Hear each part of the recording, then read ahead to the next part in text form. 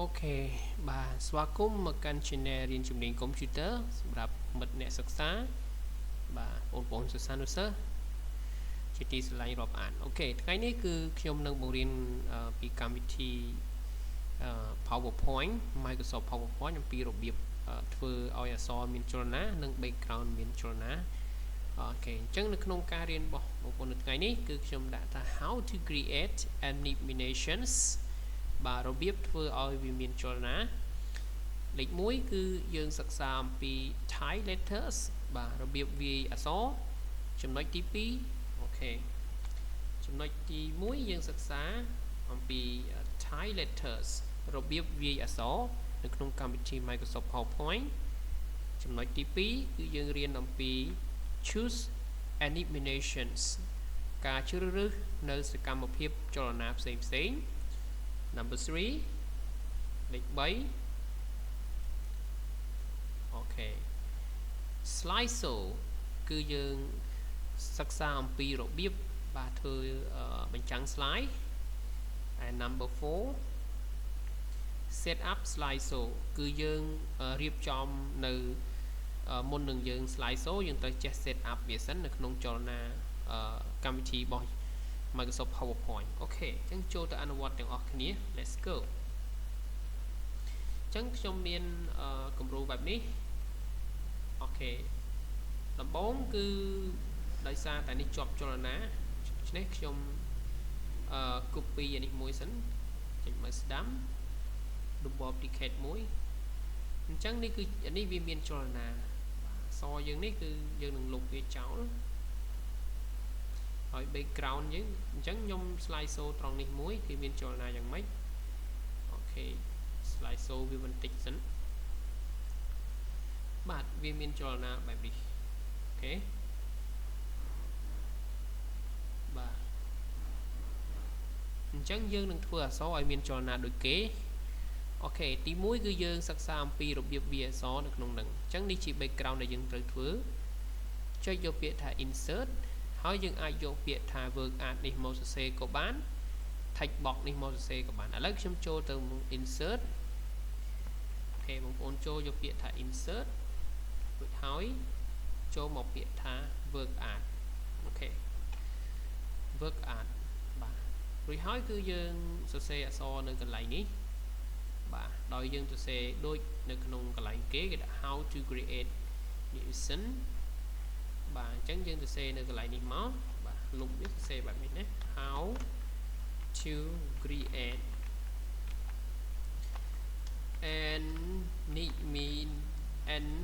animation បាទ animation អូខេ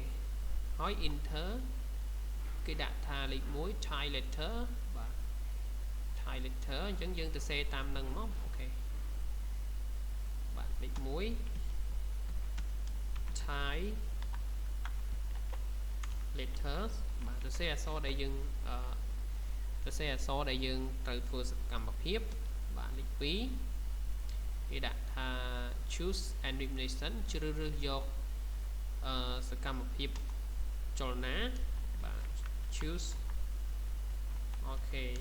animation អូខេ 3 គេឲ្យយើងធ្វើអីគេ set up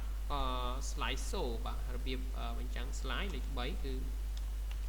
slide show អូខេ slide show ហើយលេខ4 set up slide show អូខេលេខ4គឺយើងដាក់ថា set up បែបនេះទៅបាទណា set up slide show អូខេអញ្ចឹងយើងធ្វើអក្សរបានដូចគេហើយនេះតែគេអក្សរពណ៌ខ្មៅដូច្នេះយើងអក្សរយើងគឺពណ៌បែបនេះអញ្ចឹងយើងចាប់ម៉ៅទាញមកខាងនេះមកហើយយើងបរួមនេះតិចទៅអូខេនេះដោយសារយើង enter ច្រើនពេកបាទបែបនេះអូខេយើង delete ទៅអញ្ចឹងយើងបាន background នេះនៅប៉ុណ្ណេះអូខេអក្សរប៉ុណ្ណេះដូច្នេះយើងអាច select វាបែបនេះចូលយកពាក្យកន្លែងនេះបាទ line left ហ្នឹងយើងធ្វើអក្សរនេះឲ្យវាមានពណ៌ select លើវាយើងយក format ហើយយកពាក្យថា take field អូខេបែបនេះណា take field គេរួចហើយកន្លែងនេះយើងអាចយកពណ៌ខ្មៅបានឲ្យវាធំច្បាស់បាទស្រមោលពណ៌ណាអញ្ចឹងយើងអាចយកពាក្យ no ក៏បានដែរ no font អក្សរនេះចេញគឺយកពាក្យ home ហើយយើងយកពាក្យកន្លែងនេះអូខេបែបនេះណាជ្រើសរើស font អក្សរទៅក្នុងនេះគឺជាប្រភេទអក្សរដែលយើងត្រូវជ្រើសរើសអូខេអញ្ចឹងយើងជ្រើសរើសប្រភេទអក្សរអីវានឹងឲ្យអក្សរហ្នឹងអូខេទៅអូខេរួចហើយគឺយើងអាចធ្វើចលនាអក្សរនេះបាទសេរីបាទឲ្យវាមានចលនាអញ្ចឹង background នេះគឺយើងអាចដូរបានដើម្បីយកទៅដល់ background របស់វាដើមនេះទី1គឺយើងចុចទៅពាក្យថា design អូខេបងប្អូនចូលទៅពាក្យ design បែបនេះដើម្បីរើសយក background ដែលយើងត្រូវការអូខេ background ប្រភេទនេះទី1គឺចុច design ហើយបន្តមកជ្រើសរើសនៅកន្លែងចំណុចនេះគឺវាមានទំហំរបស់វាបែបនេះអូខេបាទយើងជ្រើសរើសដោយគេនេះគឺណាបែបនេះទៅគឺបានដូចគេបែបនេះអូខេរួចហើយយើងអាចធ្វើចលនានៅពេលដែលយើងបានអក្សរនេះហើយបាន background នេះយើងធ្វើ background នេះឲ្យវាមានចលនាគឺយើងចុចយកពាក្យថា transition អញ្ចឹង transition នេះគឺយើងសម្រាប់ធ្វើចលនា background ណានេះផ្ទៃ background នេះឲ្យវាមានចលនាមិនមែនធ្វើឲ្យអក្សរមានចលនាទេគឺ transition នេះសម្រាប់ធ្វើឲ្យ background ដែលយើងដាក់នេះវាមានចលនាអូខេអញ្ចឹងយើងចូលទៅយកវា transition ហើយជ្រើសរើសចលនា background ដែលយើងត្រូវការអូខេបែបនេះណាកន្លែង exfix exfix option នេះគឺយើងអាចជ្រើសរើសបានគំរូដែលយើងចង់បានឃើញណាបាទយើងជ្រើសទៅវាចេញពីណាស្រេចតែយើងបាទចេញបែបនេះឬក៏យើងត្រូវការបែបនេះឬក៏យើងត្រូវការបែបនេះអញ្ចឹងវាមានចលនាឲ្យអូខេនៅពេលដែលយើងរើស background ដែលមានចលនាបែបនេះហើយគឺយើងនឹងធ្វើអក្សរនេះឲ្យវាមានចលនាម្ដងដូចទៅខាងលើនេះដែរជាទូទៅខាងលើនេះវាមានចលនាខ្ញុំ preview របស់គេមកគេមានចលនាបែបនេះអញ្ចឹងរបស់យើងនេះគឺយើងអត់មានចលនាយើងអានេះយើងអាចដាក់ចលនាបានច្រើនគេដាក់ចលនាចេញពីចេះមកយើងបញ្ជ្រះអូខេអញ្ចឹងយើងអាចធ្វើឲ្យអក្សរនេះម្ដងអញ្ចឹងអក្សររបស់គេនេះខាងដើមគេមានចលនាអញ្ចឹងយើង preview អក្សររបស់គេមើលបាទគេមានចលនាបែបនេះណាបាទចុចទៅ slide show នេះគឺគេមានចលនាអក្សរបាទឃើញមានសញ្ញាបែបនេះមានន័យថាអក្សរហ្នឹងគឺគេដាក់ចលនាហើយអញ្ចឹងខ្ញុំ preview ឲ្យមើលចុច preview ហើយចុចបែបនេះអញ្ចឹងអក្សរគេមានចលនាលោតចុះមកខាងក្រោមអូខេបែបនេះបាទឯចំណែកយើងគឺអត់មានចលនាទេបាទយើង preview ដែរគឺអត់មានទេដោយសារតែយើងអត់បានដាក់ដូច្នេះយើងចង់ដាក់វាគឺយើងទាញអក្សរយើងមកខាងលើមកទាញអក្សរយើងនេះទៅខាងលើទៅបាទទៅខាងលើបែបនេះមកដើម្បីដាក់វាឲ្យចលនាអូខេបាទទាញវាទៅលើអស់ទៅលើក្បាលចេញមកបាទអូខេរួចហើយយើងសេរីវាឲ្យចំកដាលបែបនេះណាអញ្ចឹងយើងនឹងធ្វើចលនាអក្សរនេះឲ្យធ្លាក់មកនៅលើផ្ទៃ background យើងនេះទី1គឺបងប្អូនចុចយកពាក្យថាអូខេ animation ពាក្យនេះបាទចុចយកពាក្យនេះនៅលើ key នៅលើ bar នេះឬពាក្យថា animation បាទអូខេ animations បាទ animation បាទហើយនេះណាអញ្ចឹងយើងចុចលើវាបាទដាក់ម៉ៅយើងនៅក្នុងអក្សរនេះហាច់បកបែបនេះណាគឺយកចុច animation បាទចុចលើចលនាមួយហើយយកពាក្យថា line ខាងក្រោមនេះឲ្យវាមានចលនាធ្លាក់បែបនេះដូច្នេះវាធ្លាក់ប៉ុន្តែវាធ្លាក់តែមួយទេយើងចង់បន្ថែមវាឲ្យចេញមួយអក្សរចេញមួយជួរ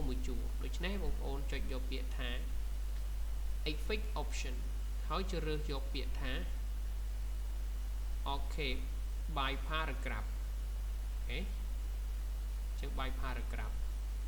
អញ្ចឹងវានឹងចេញបែបនេះពេលយើងជ្រើស by paragraph វានឹងឲ្យនេះបាទទាញកន្លែងនេះគៀនវានឹងឲ្យបន្ទាត់បែបនេះដូច្នេះបងប្អូនទាញបន្ទាត់នេះមក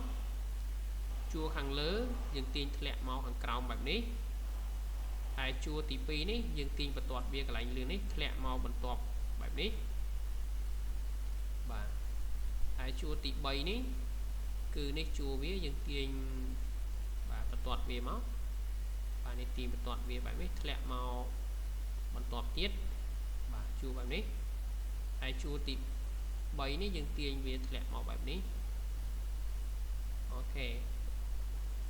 រួចហើយជួរខាងក្រោមនេះវាខ្លីជាងគេយើងទាញវាឲ្យអស់មកខាងក្រោមបែបនេះបាទសារ៉េវាទាញធ្វើឲ្យត្រង់បងបាទរួចហើយគឺយើងឲ្យវា slide show ម្ដងមួយយើងចូលទៅ preview វាអញ្ចឹងយើងត្រូវមើលកន្លែងនេះផងបាទកន្លែង click នេះបាទបើយើងដាក់ម៉ៅ click មានន័យថាអូខេខ្ញុំទៅចុចឡើងមើលអូខេបងប្អូនឃើញកន្លែងនេះហ៎បាទបើសិនជាយើងជាប់ចលនាម៉ៅ click មានន័យថាអក្សរក្នុងនេះតតែ click ម៉ៅបានវាចេញចលនាតែបើសិនជាវាអត់ជាប់ម៉ៅ click ទេយើងដាក់ចូលនៅកន្លែងពាក្យថា with previews មានន័យថាអក្សរនេះវានឹងចេញមកស្មើគ្នាទាំងអស់អូខេបើសិនជាយើងដាក់ពាក្យថា after previews មានន័យថាអក្សរដែលយើងដាក់ចលនានេះវាចេញម្ដងមួយអូខេដោយយើងមិនបាច់ប្រើម៉ៅ click អញ្ចឹងយើងចូលទៅអនុវត្តទាំងអស់គ្នាខ្ញុំដាក់ពាក្យថា after previews អញ្ចឹងខ្ញុំចូលទៅ slide show ខ្ញុំចុច preview សាកមើលអូខេបាទនេះអក្សរដែលខ្ញុំ slide show ដែលយើងធ្វើមិញគឺវាចេញចលនាបែបនេះអូខេបាទល្អណាស់ដូច្នេះបើសិនជាបងប្អូនចង់ប្រើចលនាអក្សរនេះឲ្យទៅជាម៉ៅ click វិញម្ដងគ្រាន់តែដូរនៅកន្លែងពាក្យថា start យកពាក្យថាម៉ៅ click បែបនេះអូខេនៅកន្លែងនេះយើង take យកពាក្យថាម៉ៅ click ហើយកន្លែងចលនានេះគឺយើងអាចដាក់ពជាពេលវាតាមដែលបងប្អូនត្រូវការបាទអូខេដូច្នេះយើងដាក់ម៉ៅ click បែបនេះខ្ញុំនឹង click ម៉ៅឲ្យអក្សរនឹងមានចលនាអូខេខ្ញុំចូលទៅ preview ម៉ៅឆ្វេង preview លើវាបាទ play មកអូខេបាទបែបនេះឥឡូវខ្ញុំចូលទៅ preview បាទចូលទៅ slide show នៅពេលដែលយើងដាក់សកម្មភាពហើយ slide show ជាទូទៅយើងមាន2ចលនាដូច្នេះយើងមាន background ទី1និង background ទី2អញ្ចឹងយើងចូលទៅ set up slide show យក background យើងទី2យើងអត់យកទី1មកបញ្ចាំង slide ទេយើងយកទី2មកបញ្ចាំង slide ដូច្នេះបងប្អូនត្រូវចេះបញ្ចាំងវាទី1គឺចុចយកពាក្យថា slide show នៅលើនេះបាទ slide show បន្ទាប់មកជ្រើសរើសយកពាក្យថា set up slide show ដើម្បីរៀបយកចលនានេះយកតែលេខ2ទេពីព្រោះយើងវាមាន2 slide ដូច្នេះយើងត្រូវចូលរបៀបហ្នឹង slide set up slide show រួចហើយយើងដាក់ចលលេខ2កន្លែងនេះលេខ2ធ្វើបែបហ្នឹងគឺយើងដើម្បីឲ្យចេញបាទឲ្យចេញចលនាពេលដែលយើងយកពាក្យslide show នេះមកវាចេញប្រអប់ set up slide show នេះណា set up slide show នឹងមួយកន្លែងនេះយើងវាយលេខ2ពីព្រោះយើងវាមាន2 slide នេះដូច្នេះខ្ញុំដាក់លេខ2បែបនេះមានន័យថាខ្ញុំបញ្ចាំង slide ទី2ឲ្យចេញតែ slide ទី2ទេរួចហើយខ្ញុំចុច OK អូខេអញ្ចឹងយើងចូលទៅអនុវត្តបាទខ្ញុំចុច OK ឥឡូវខ្ញុំ slide show ជាទូទៅសូមបញ្ជាក់ពេលខ្ញុំ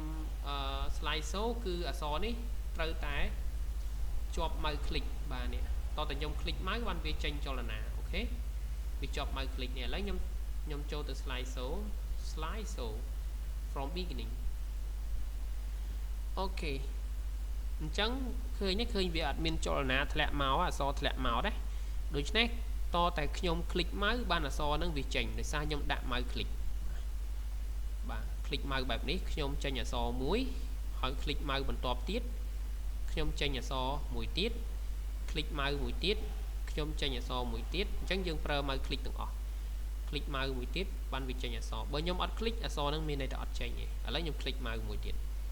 អូខេបែបនេះណាអាហ្នឹងរបៀបយើងដាក់ម៉ៅ click តតែយើង click ម៉ៅបានចលនាអក្សរហ្នឹងវាធ្លាក់មកឲ្យយើងដែលយើងដាក់សកម្មភាព animation ឥឡូវយើងចូលថយទៅ background នឹងវិញយើងចុច escape នៅលើ keyboard បែបនេះដូច្នេះយើងដាក់ចលនានេះចលនាអក្សររបស់យើងនេះបាទព្រីកឡើងនេះដាក់ម៉ៅក្នុងនេះយើងឲ្យវាចេញទៅជាអូតូម្ដងដោយយើងឈរលើពាក្យថា animation បាទ animations រួចហើយយើងចូលទៅយកពាក្យថា start ឡើងនេះយើងដាក់ពាក្យថា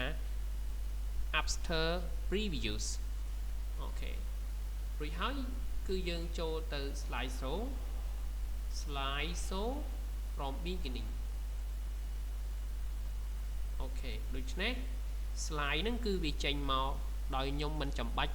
click ម៉ៅទេគឺវាចេញបន្ទាប់អាហ្នឹងរបៀបហ្នឹងតែបើសិនជា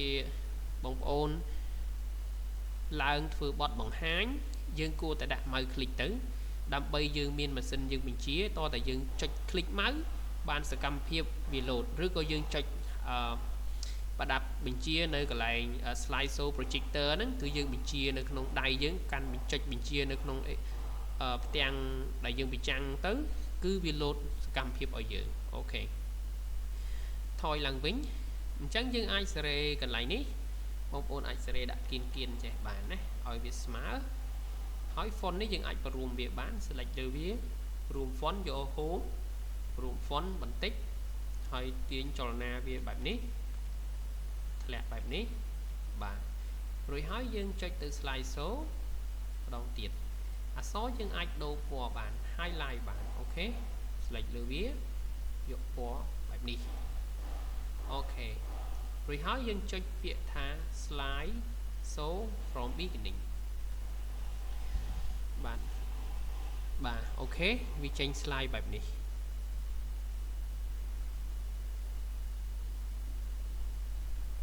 អូខេបាទអញ្ចឹងបងប្អូនអាចអនុវត្តធ្វើនៅសកម្មភាពហ្នឹងបាទហើយក្នុងមេរៀននេះដោយសារអីបានវាអត់ចេញកន្លែងលេខ2វាអត់ចេញកន្លែងលេខវាចេញតែលេខ2លេខ1វាមិនចេញមូលហេតុមកពីខ្ញុំចូលទៅកំណត់ពាក្យថា set up slide ដូច្នេះខ្ញុំចង់ឲ្យវាចេញទាំង slide ទី1និង slide ទី2ខ្ញុំត្រូវចូលទៅពាក្យថា slideshow និង set up slide បងប្អូនអាចយក custom slideshow នេះក៏បានឬក៏កន្លែង set up slide នេះក៏បានឥឡូវខ្ញុំយក set up slide so ហើយខ្ញុំចុចកន្លែងនេះខ្ញុំដាក់វាលេខ1ហើយកន្លែងនេះខ្ញុំដាក់វាលេខ2ដើម្បីឲ្យវាចេញទាំង slide ទី1និង slide ទី2ហើយខ្ញុំចុច OK ឥឡូវខ្ញុំចូលទៅ slideshow តែម្ដង slideshow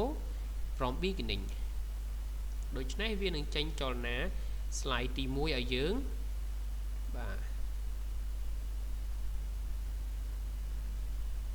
បាទនេះជា slide ទី1លំហាត់ហើយវានឹងចេញ slide ទី2ឲ្យយើងដោយយើងប្រើម៉ៅ click